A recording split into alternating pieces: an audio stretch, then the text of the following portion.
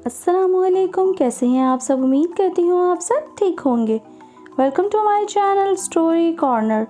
चलिए चलते हैं आज की कहानी की तरफ, जिसका मौजू है सबसे बड़ी कुव्वत बर्दाश्त है।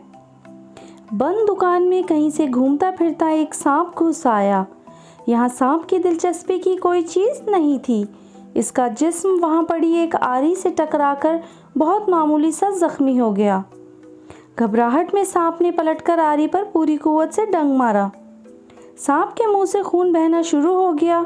अगली बार सांप ने अपनी सोच के मुताबिक आरी के गिर्द लिपटकर इसे जकड़कर और दम घोंटकर मारने की पूरी कोशिश कर डाली।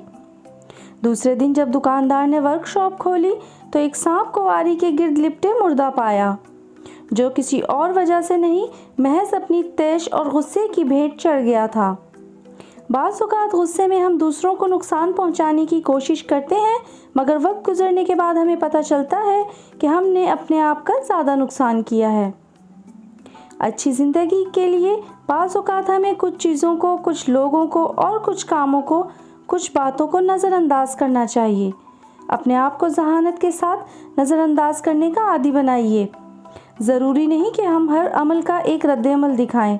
हमारे कुछ रद्द-ए-अमल हमें महज नुकसान ही नहीं देंगे, बल्कि हो सकता है कि हमारी जान भी ले लें। सबसे बड़ी कुव्वत बर्दाश्त है। सब्र ऐसी सवारी है जो अपने सवार को गिरने नहीं देती, ना किसी के कदमों में, ना किसी की नज़रों में। उम्मीद करती हूँ ये ईमान अफरोज़ सबक आमूज़ कहानी आप सबको पसंद आई होगी। फिर मिलेंगे एक नई कहानी के साथ। तब तक के लिए अल्लाह हाफ़िज़। जाते जाते चैनल को सब्सक्राइब, वीडियो को लाइक और शेयर करते जाएं। शुक्रिया।